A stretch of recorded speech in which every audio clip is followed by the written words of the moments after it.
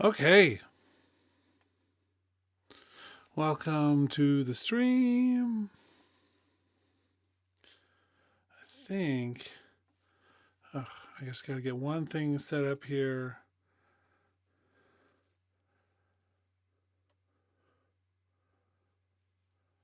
Because maybe I can't change that right now. Okay, cool. We're good. Okay. Welcome to our Tuesday live stream. We're going to be doing these every Tuesday. And getting in the habit, I was thinking we would start an hour ago, but then I think it's going to be better if I do these at 11 o'clock Mountain Standard Time here in Denver, Colorado. But, we'll see how that goes. For the foreseeable future, every Tuesday around this time, we'll be doing a stream. I think it's good to have a place where we can talk and work on logic, and sometimes have specific topics that we're going to talk about. And sometimes we'll just shoot the breeze. Sometimes we'll try to solve problems. Sometimes we'll look at updates. But all of those things, I think it's going to be great to be able to do this. So I think I'll start today with the reason why I picked the thumbnail I did today, which you may think is clickbait. And it kind of is, and it's kind of not at the same time. And the reason I say that is because sometimes Logic Pro is totally useless. And other times it's incredible and amazing. And I think we have to live through some of those experiences. But this time, I want to talk about these three notes.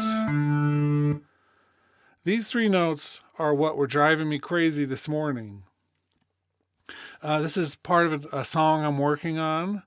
I'll play it just leading into that organ part. So give me a second.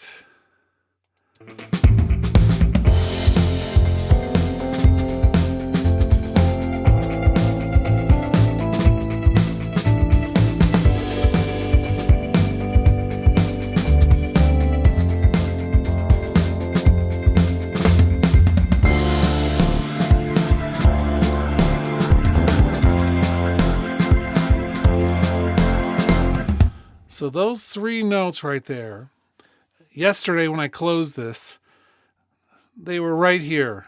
This was the spot they were. When I woke up this morning and pushed play, they were moved over like a, 16th note. And so I was like, why did those shift over? So I moved them back. And then the next time I played it, they were a 16th note to the left. And so I had to move them one more time. It's like every once in a while, Logic does some stuff with our Midi or any number of other examples. And we don't have an easy way of sorting that out. We don't have the ability to shift things around, or maybe there's a plugin that just isn't working with a new update, or perhaps there's some feature like auto input monitoring, which they just had to fix, which from one version to the next just breaks. And so there's a part of me that when that happens, or when these notes move, and I'm like, that first of all brings into question what other things aren't working right, if that makes sense. What other things could be broken in that moment that I don't even know about? And so anytime we have a piece of software that is inconsistent in its implementation of functionality, we have to wonder which other parts aren't working right. That just drives me bonkers. And so there's a few things on my agenda for this conversation. I hope some of you will join in. I know Bjorn says that is on an evening run out there, enjoying the run. Hopefully you're running hard.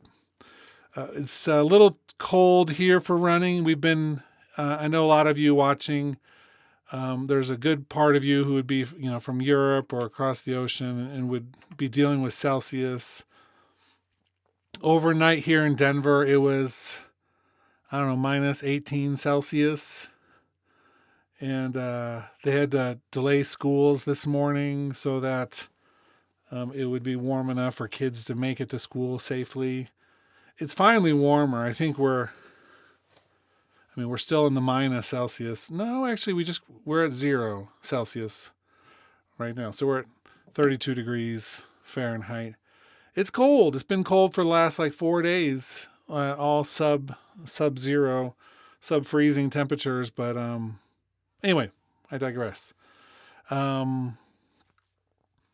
We have to begin to realize that a tool like Logic in and of itself is totally useless.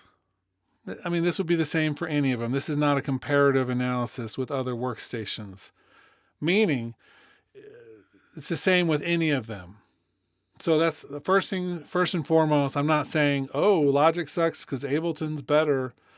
That's not what I'm talking about. All of these tools don't do anything without us, right? They don't use themselves.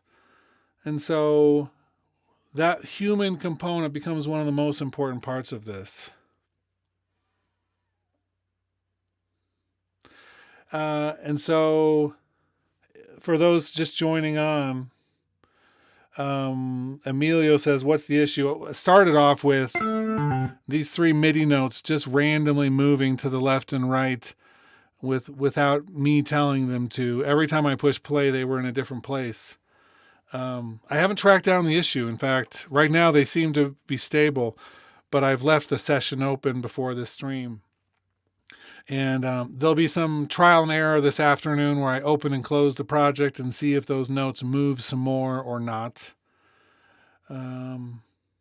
Typically speaking, and maybe this is a good segue to talk about a couple of the timing tools that I use all of the time, because I feel like we do have some good ones.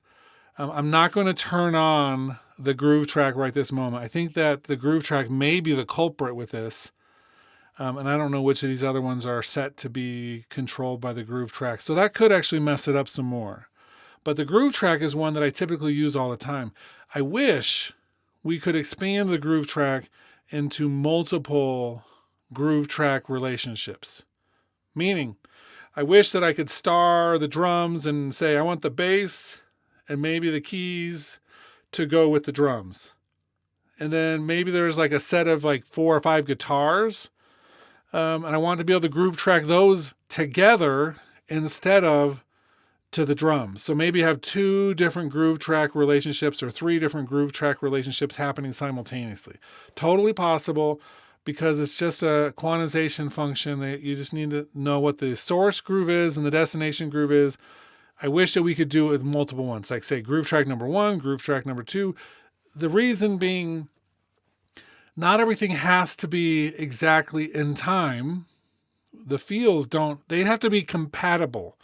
The feels of the different parts of the songs need to be compatible. So maybe the keys, I want to have the keys and the bass together, but they're playing maybe against the drums in some cases, but the drums and some other part I want to be totally locked in. Now, there's ways to do this. I'm not saying you can't do it. I'm just saying I wish that the groove track, the simplicity of the groove track actually made that work. Oh, someone's asking about this thing on the top. That is the Waves NX head tracker. So I use the Waves NX studio system. It's kind of like that. There's a new one, I think maybe from Slade Audio or something that's out right now, VSX or something, where it puts you in a room. This thing, it tracks my head movement so that I can, it sounds like I'm in a recording studio. It's actually a really good system overall. I love that thing. I've got some older videos on it if you want to search up on the channel for that. NX, the letter N and X are the things from Waves.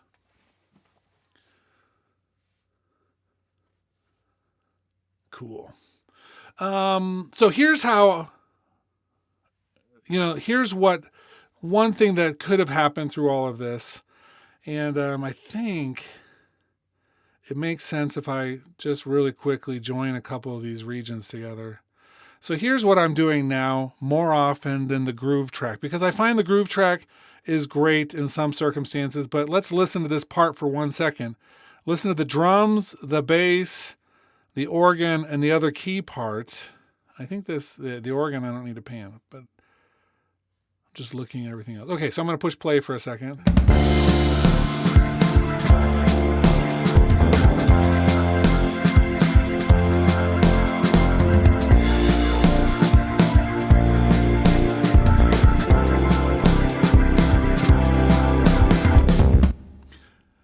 I don't know if I want the bass to hit exactly the same place as the keys. It's like there's some things that are okay to come in just slightly early.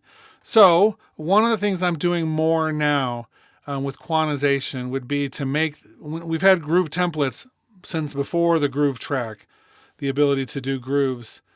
But I'm going to make a groove template here of the keys 0.3. And I might come down to the organ and say for quantization, I want you to quantize this to the keys 3 part. So now I've got a little groove track type situation inside, and now those two things are going to be quantized together. We can still do quantization strength, so I can pull that down like to, 85% or something, but I don't have to do 100%.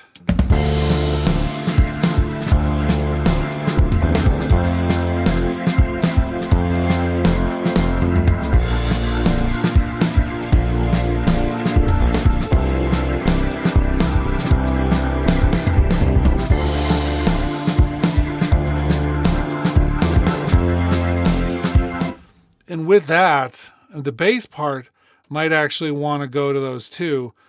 I haven't done, so I've always assumed that you need to make the regions the exact same length. It's not exactly true, because you can use the groove track that's of different length on there. But I find the best results have been when I'm using the groove track or the captured groove template on a region that's also the same size so that they line up. So I end up doing a lot of the joining together for regions that maybe I recorded separately or just looped or other things like that. Anyway, so we don't have to use the groove track in every situation to keep the groove matching. The original issue being the MIDI moved. But this way, when I'm using the groove things, I've found that I'm not having that movement happen. And so that's one thing is to know your tools, the deeper amount of your tools. So that way you can say, you know what, that is moving. Let me find a way to get that locked in place. Let me do, let me do a bounce in place or something. I did that with a couple of these things. One of my new favorite things I'm messing with are the gadgets from Korg. So if you've seen, the Korg gadget software system, you can buy all the individual units, which is kind of nice. So this is a guitar thing that's playing. I did a bounce in place for both of those so that they don't quantize. Because when you do the MIDI trigger, it triggers a loop that plays. If you just quantize the MIDI, it doesn't actually quantize the guitar part. So I had to render that into audio, and then I can quantize that in separate ways. I think when I turn on the groove track, it's locked into the drums. But I think I'm going to do that a different way at this point. I am curious. Thanks, Plastodon. See you next time. Let's see. Sound production and advice says, I have both Waves Room and VSX. Both have their issues. I especially like CLA, Grotbox, and the Waves. Actually, that's the room I use second most often. The other thing, by the way, sound production and advice, I really have the NX system, not as much for the studios, but for the Ambisonics tools. The B360 bundle. because I use a lot of Ambisonics stuff, although I'm using it less now and I'm using more Atmos. Although the Ambisonics stuff, I still probably have more of my research associated with than the Atmos stuff, but I think that there's a reason for using the Ambisonic stuff with video games and some of the other immersive audio things. And the Atmos stuff still, last I looked, is still just a top hemisphere thing. So if you want to do an immersive audio thing with Atmos, you can move sound of shoulders and up, but you can't move anything down below, which Ambisonics you can. You can do up and down. So you've heard my issue today, the Midi moving around on its own. We're looking a little bit with the groove templates and the groove track, which are really cool. One limitation, by the way, is that I can't quantize the drummer track with that. I can just use the groove overall, the groove track with the drummer track, but I can't use the groove templates with it. So you'd have to render those to audio or MIDI. Anyway, so there's downsides up and down. What issues? We have a few people on here. What issues are driving you crazy with Logic? And then we'll talk about kind of some thought processes overall on how you deal with some of these things. But I'll give you a second while you're writing down which things about Logic are currently driving you a little bit crazy. I had a friend in high school who said once, and this stuck with me, that's why I'm talking about it, but he was like, you know what, I just want to go live on a beach somewhere. He was a clarinet player, and he said, I just want to live on a beach somewhere with the crappiest clarinet ever made. And I'm going to play that thing until it sounds good, and I'm going to play it till it sounds great, and then I'm going to go back and I'll be the best clarinet player in the world because I can make the worst instrument sound amazing. There's some version of that he was saying, and it always I always wonder, I was like, that's kind of true. How many of us want our tools to do all the work for us? This group, not really. I get the impression that those watching the stream understand that it's not just about, loops and making music in a simplistic way, but understanding all of the musical stuff is really important. Let's see. Tom Foolery says, live loops is not meant for live looping. Very misleading. Even had a member from Apple Support say the same thing. Still need to use Ableton for that. So I don't disagree. Anybody who watches my channel, I have yet to make a video about the live loops in Logic.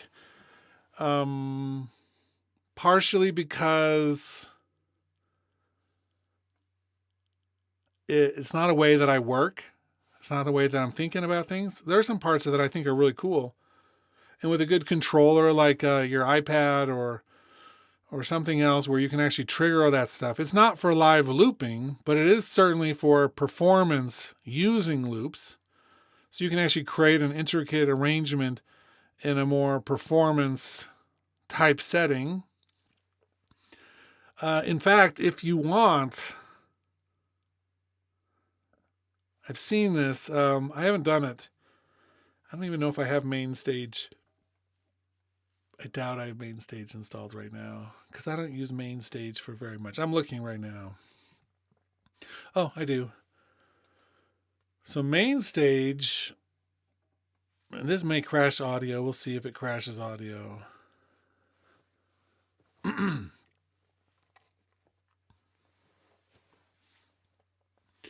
We'll just let this load up, see if it crashes my audio. I've got a different audio setup for my streams, which shouldn't crash my audio ever, but it's still newly implemented, so we'll see if it does. Anyway, the point of this, if it loads, is that it has an actual looper where it can record what you're doing and play it back, and you can loop on top of it and use multiple units. And this is actually, if you want to do live looping, where you're actually recording stuff over itself and into different files that instantly play, and it's always recording, or you can turn it on and off using, pedals or whatever, then MainStage is really the way to go. Because it has that functionality. And I'm curious to why they have never brought that particular unit from MainStage into the full version of Logic, because they're so closely tied together. Maybe they've thought that there's no reason for it, or they're trying to keep them separate still. I don't know. But this, if you really want to do live looping with an Apple product, then MainStage is the place to go. Sound production device having to go to Rosetta for ARA compatibility does annoy them, and I 1,000% agree. I've been trying to do a demo of a Sonable product, a vocal product, and they have a ARA beta, and I don't know, I'm just okay. We'll open it up. Even though I'm not going to do much with this right now. And that beta is ARA, and you can only do it in Rosetta mode. And so I pretty much was like, you know what? I think I'm going to pass. I don't want to do it. They have not brought plugin search to MainStage yet. They brought a lot of other stuff. Does it even, where? I don't even remember. It's been a minute.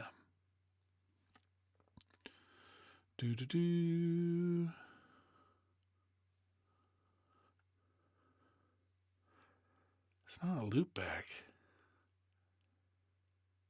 Maybe it is.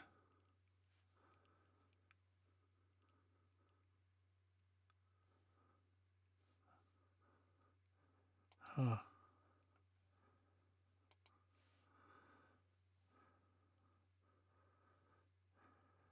Yeah, that is one of these ones.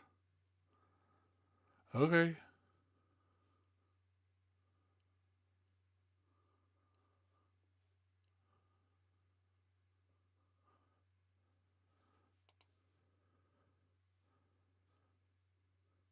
I'm trying to think if there was something else that was in here as well. Utility, no. Playback. So it has a playback unit. That's not it, but that is a file player. Yeah, so this is the file player, and then the other delay one is the actual looper that can record what you're doing. So these two things wouldn't hurt to have those in Logic. I digress. But interesting. So the Rosetta with ARA, I don't know if that's ever going to be solved right this moment on the trajectory we're at. Someone at Apple is going to have to care. I'm not positive they do. Let's see. DJ Right on Beat says, I feel like when regions are expanded before or after the information shifting problems like this happen. Also happens when you bounce audio in place. I haven't run into that one yet, but I don't do a ton. I just was bouncing in place this week for the first time. I will say sometimes when you bounce in place, something you have to do afterwards. Let me think about that for a second.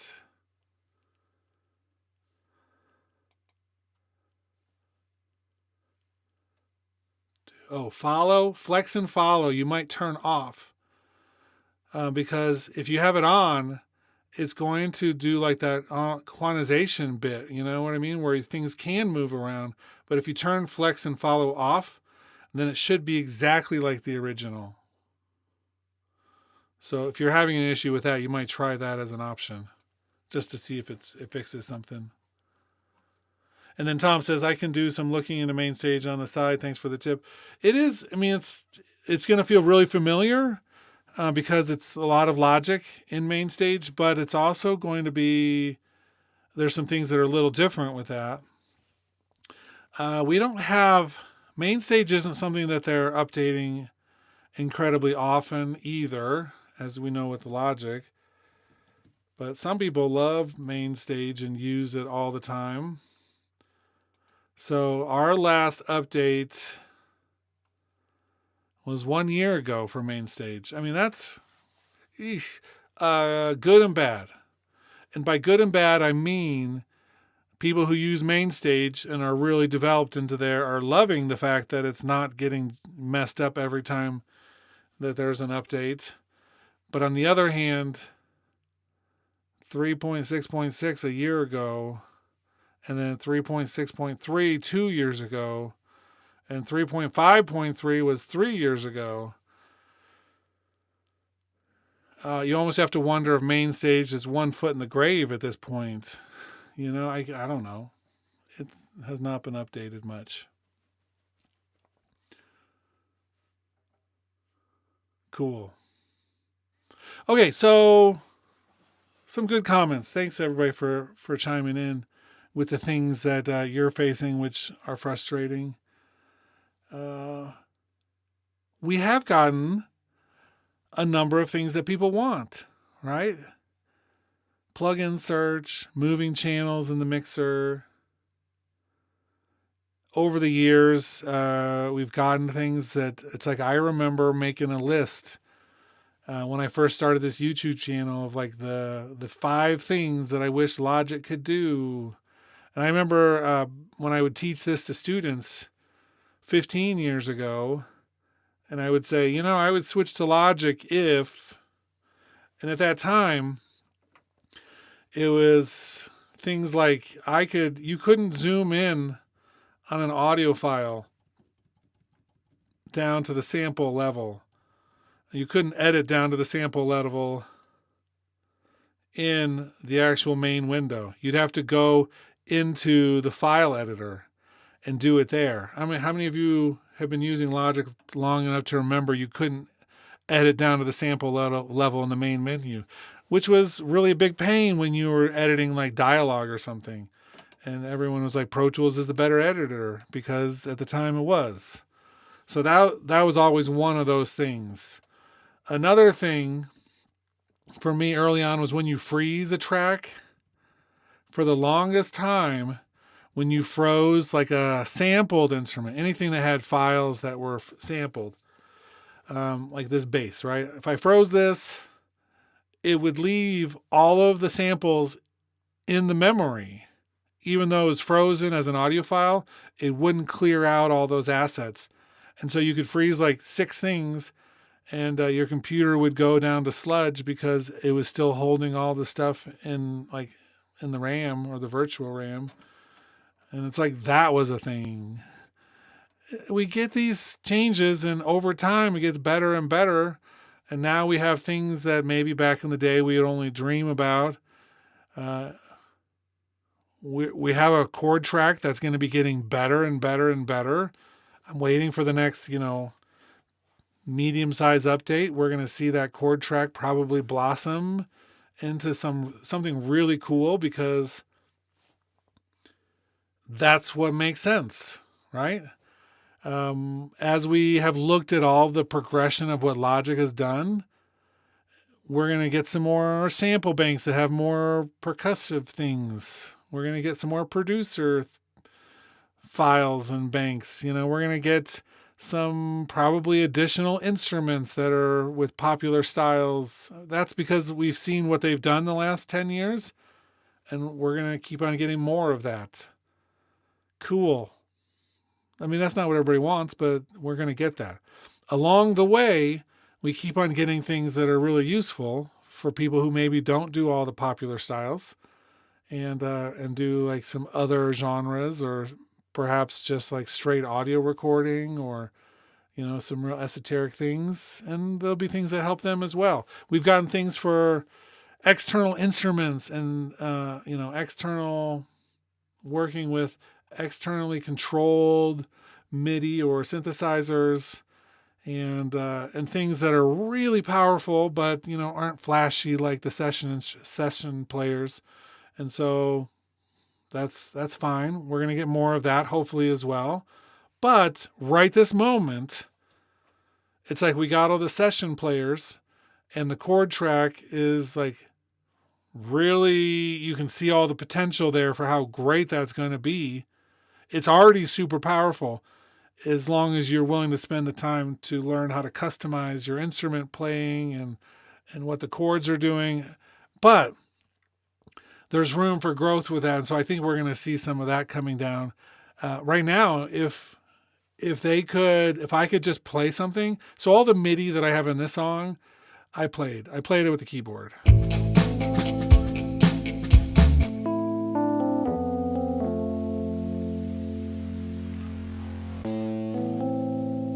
And if I could just drag that up to the chord track and then add a bass part, I would do that every single time.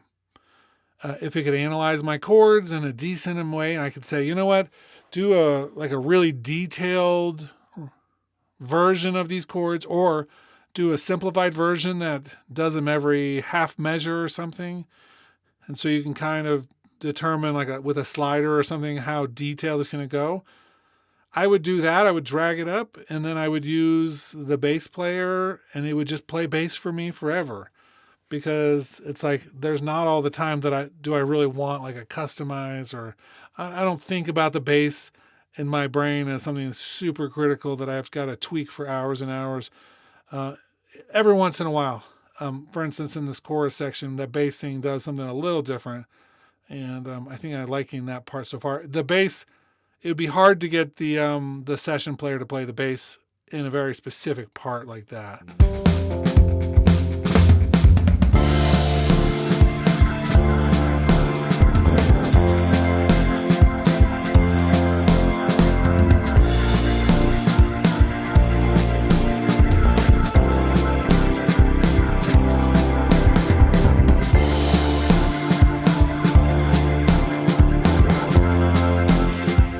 But maybe we'll get to the point where it can do stuff where it's really creatively interacting with the other instruments. So the point, though, maybe the point of this whole thing, a tool like Logic, if you just let it sit there, it can't do anything by itself. You still have to be the one, or the person you're working with has to be the one who creates the music. That part has to be the loudest part of what you're doing. You have to actually come up with the ideas.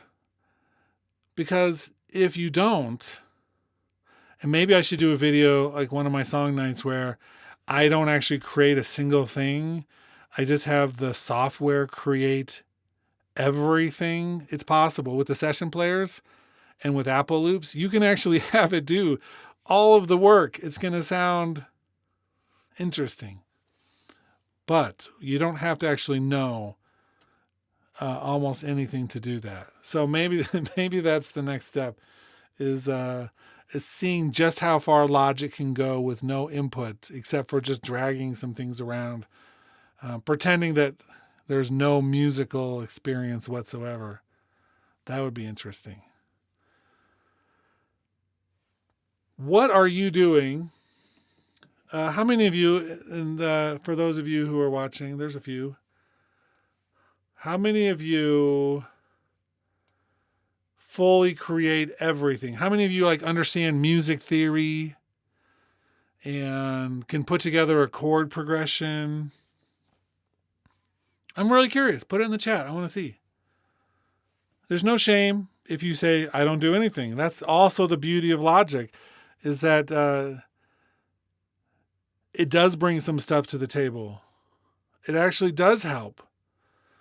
And so I'm curious, though, how many of you can actually do your own chord progressions and play a little bit of keyboard or some other instrument, and you record you're playing that? How many of you are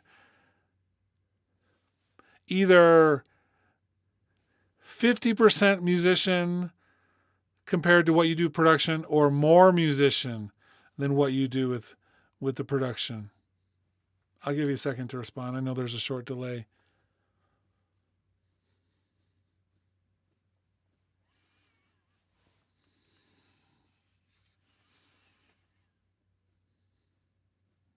Let me know. There's like 20 of you at least.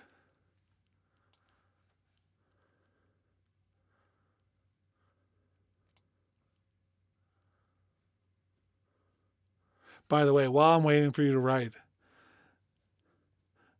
I bet you $1,000, not really, but I would, that the comments that come after the stream is done and I just let it sit on YouTube, that the comments are going to be, what clickbait, logic doesn't suck, Well, to those people who say it's clickbait, I say suck it. But it does all by itself. I mean, all of this software is limiting. Until we get to the point where you can think something and you have a mind reader and it implements what you're thinking, and it's, there's no distance between what you come up with creatively and what can be outputted production wise. All of these tools are limiting. And they're all skill based.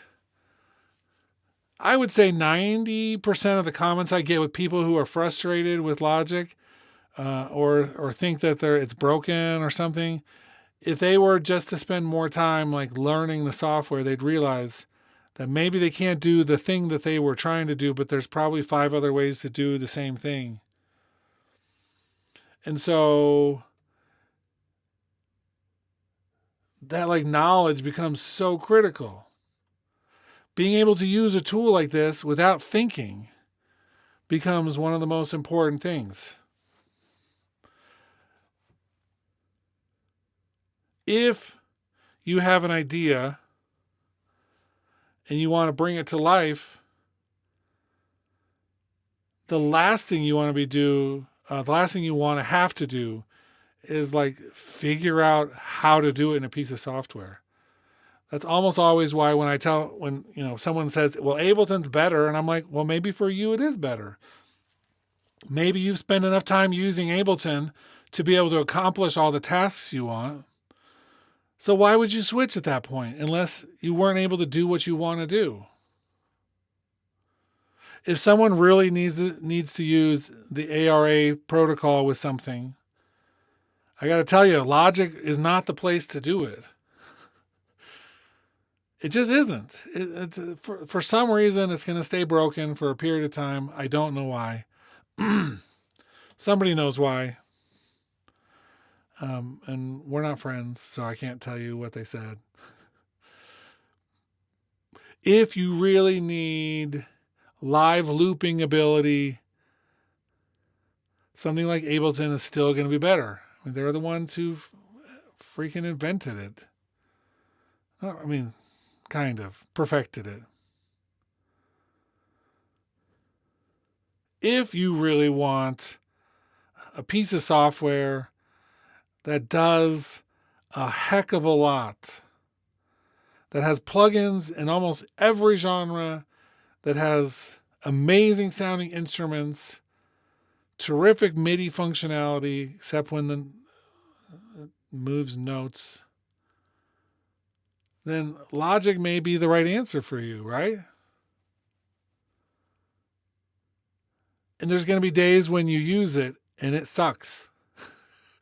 Trust me. I bet you everybody on the stream right this moment has used Logic at some point where it screwed them over.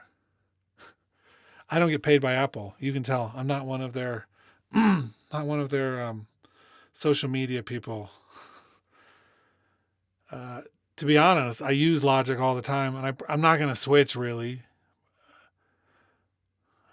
because it would take me longer. It would be like too much of a learning curve for a period of time. And right now, if someone says, hey, can you do this? Let me describe what I want. I can go through and sort that out, because I know like where all the buttons are in Logic, right? I know where all the tools are. If I need to create something from scratch, very few people can use Sculpture better than me. Very few people can use alchemy better. And then all the new tools, right? It's like think about everyone who says, I wish I had splice integration in Logic. Well, you have Beat Breaker, and you have the session instruments, and you have the Apple loops, which you can they may all sound like we've heard them. You probably haven't heard them all because there's currently, let me see. Let's see, where are we? Oh, I almost, okay. We are currently at 32,910 items in the loop browser, right? 32,910. You've not heard them all. I guarantee you've never heard them all. But any of them that you have heard, you can mangle beyond recognition, either using alchemy or beat breaker or the step tool. And by step tool, I'm talking about the step effects or the remix effects. All of those ones can rejuvenate any of the Apple loops into 1,000 new things that you've never heard before. You don't have to leave Logic to make music. There's very few things that it doesn't have. Now, there are a couple things that I use all the time. But most of that's nostalgia, because now that I'm becoming an old man, nostalgia becomes more important to me than fresh and new. You're all going to face that. It's not something that is unique to one person. For those of you in your 20s, enjoy the creativity. And for those of you who are older, enjoy creativity too, just a different kind. Deepen Rethor says they switched to Ableton 12, tired of Logic Pro. See, again, no judgment. This is a judgment-free zone for which DAW you want to use. I don't care. I just want you to use the one that's going to make you make music, personally. Let's see. A-Golf says, the muses do not wait for the learning curve. Right? Get past the learning curve. Each of you who want to make music. It's like I need more time in my life and more energy. Because I would host so many more like competitions and things on this channel if I had more of anything. But it's like we should make like February the month of like mastering your tools, right? Pick your workstation, figure out how to use every single feature, read the manual every day. Read it like it's the scriptures, right? I'm not trying to get hit by lightning. But read it so you understand it, so that the tools become second nature to you.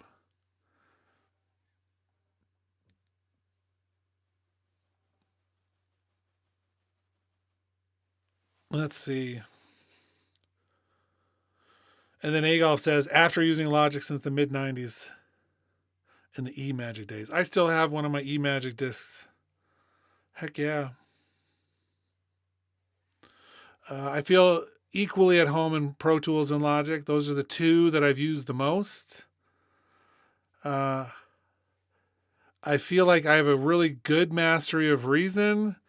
It's just that I don't like some of the things that are there. And so I have a mastery of the things that can't do what I need it to do. I love Cubase and Nuendo, but it's just it's like a little bit rich. I don't want to keep on buying upgrades. So that's the same for Ableton. Although Ableton and I are friends, but I don't think that way. That's why I don't use any live looping stuff in Logic either. It's just not the way that I don't think in terms of that type of thing. I have a lot of respect for those who do.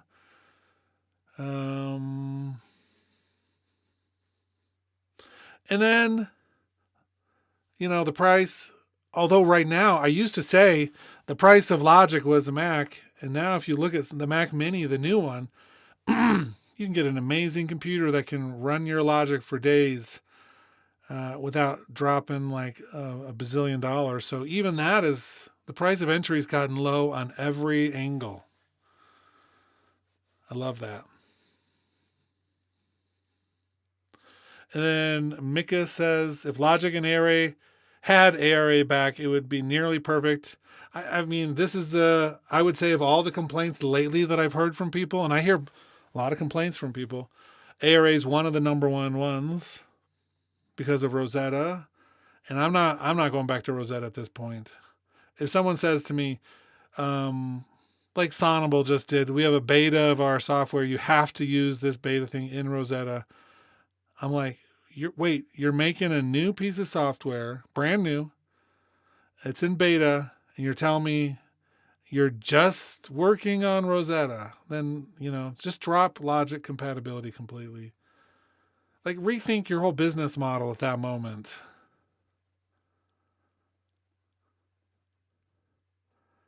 Oh, make it a plugin that's not ARA.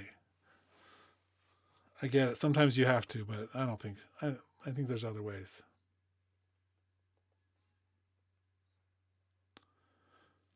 Clearly, because a lot of the ARA stuff. So Logic got ARA at the same time that it was getting like Alchemy, which relies on some very ARA era type functionality. I don't know if you know all the stuff that goes into that. I'm not an expert. But in Alchemy, you can load up a file when you analyze it as some of the types, like the granular engine inside there. It's like a wavetable type thing where you can actually then have the file and you can say, I want you, when you play this note, I want the file to play backwards at 1,000th the speed, so really slowly.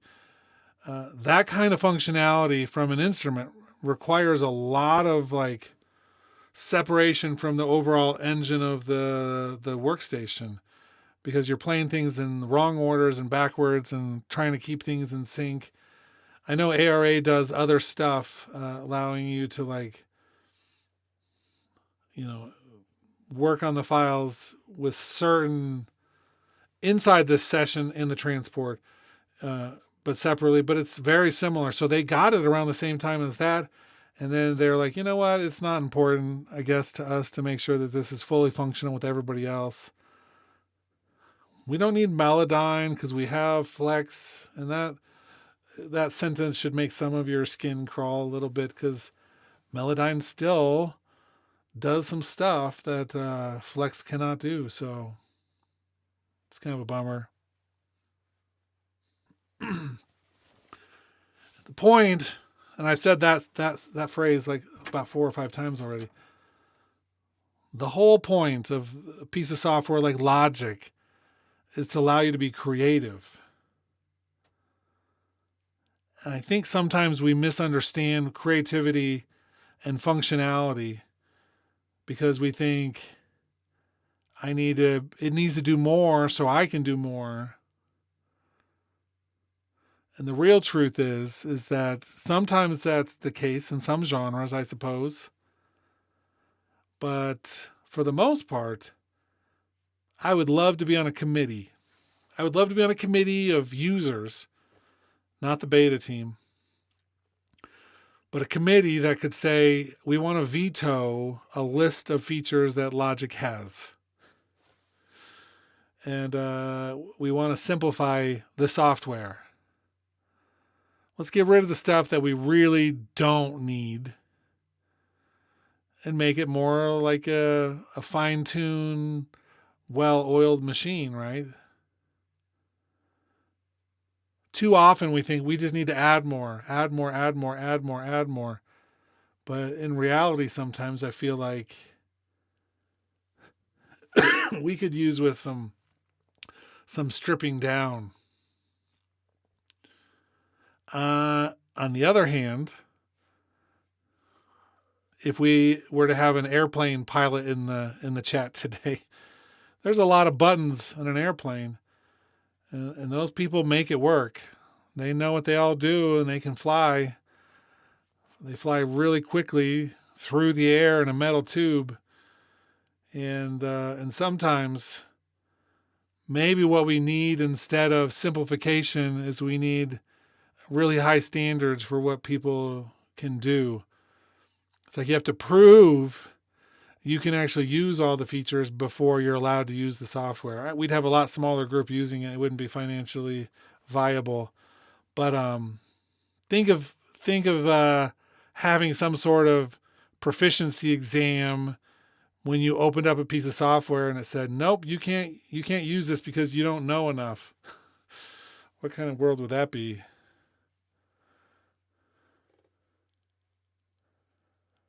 Let me go back and catch up some comments here for a second.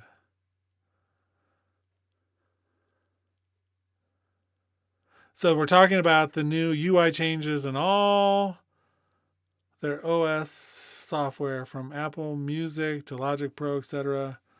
So cool. We've been doing UI changes since the beginning. There was a period of time when everything was the flat design. We had a period of time when everything was like the super realistic pseudo 3D type thing. So for instance, this icon that we have up in the top corner of the drums, that's like the style right now that they're super into here. But if you have ever looked at, well, Chroma Glow's an example of this interface that we really have been using a lot. The old stuff, let me just, what organ do I have to?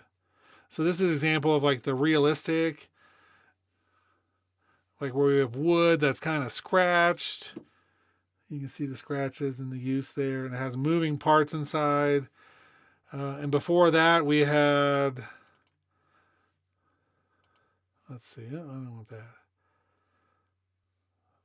We have the, let's see, sculpture is an example of one.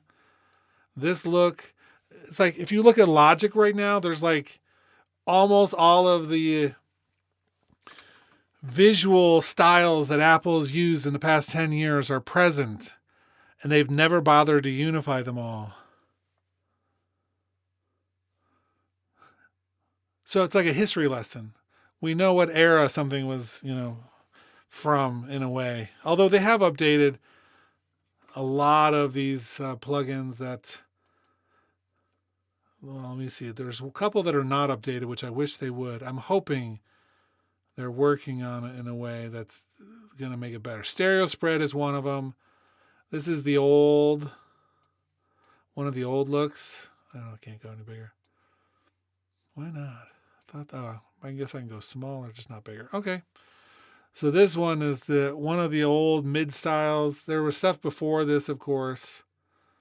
I wonder if I can see under legacy. Let's pull open the silver compressor. Oh yeah, so that's they took it to that level at least. I think that had a different interface before. Do any of these have the old one? No, they're all. Oh, cancel. Weird. And so then they started updating a lot of those to the new look, which is this look.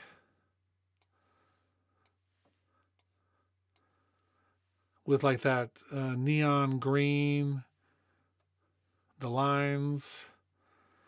I don't mind this. At least there's some contrast so I can see what the heck I'm doing. As an old man, that's as large as I can go. This is better than like the blue on the blue on the blue. At least there's something that sticks out there. I wish I could have more control over what it looked like.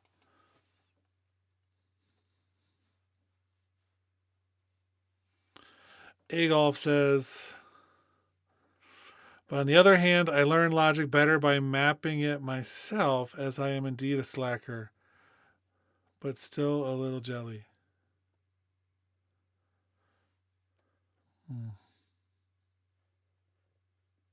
Oh, I see. That was the part of a conversation from above that I saw earlier. What I am jealous of with Ableton users is the hardware that comes remapped or pre-mapped to work with it that doesn't also come mapped with Logic, like Novation launch products. Yeah, pre-mapped. So I have a new keyboard on order. We're going to have a video about this next week, or maybe even later this week if it comes. But I've gotten the new Korg stage keyboard. It's one of the first that has MIDI 2.0, which should converse with the software in a new way. It comes pre-mapped with Ableton. They made a deal with Ableton, of course. And I'm sure they, at some point, were like, hey, Logic, you want to do something? And nobody responded to them. Welcome to Logic. But we're going to see, because the MIDI 2.0 protocol, apart from every key having its own individual aftertouch and, true like MPE style keyboard on a semi-weighted keyboard, which is going to be amazing. It's not going to be one of those ones that's like rolly. It's like a real piano keyboard, just has individualized controllers. It also does 2.0, and we're going to see if any of the functionality works. I can't find anyone on YouTube really that is talking about it. So we're going to see if any of that stuff actually works with Logic, and then we'll know the true state of MIDI 2.0 in Logic, which I feel like is not great. Yeah. Well, this was super fun. We're trying to keep these to about an hour.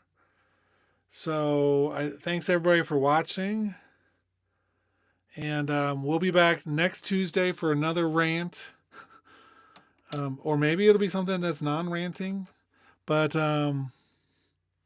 this was great. Thanks everybody for watching and for being a part of this awesome Logic community. If you haven't yet, by the way, make sure you subscribe and hit that little notification thing, because even though we're trying to normalize when we stream, we also do on the occasion, the rare occasion, it seems like these days, song nights in the evening. And so if you want to be notified when those are, you'll want to be subscribed. But so far, Tuesday mornings are the new stream time, and we'll be coming back in a week.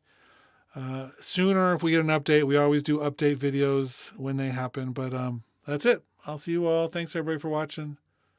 Hasta. Oh, let me see. One more comment. 2.0 MIDI, like 10,000 K points between off and has been away. I don't think that keyboard does that. So the nice thing about MIDI 2.0 is that you don't have to implement every single part of it every single time. And I'm feeling like they're just going to give us the standard MIDI velocity. Ooh. On that note, see you later.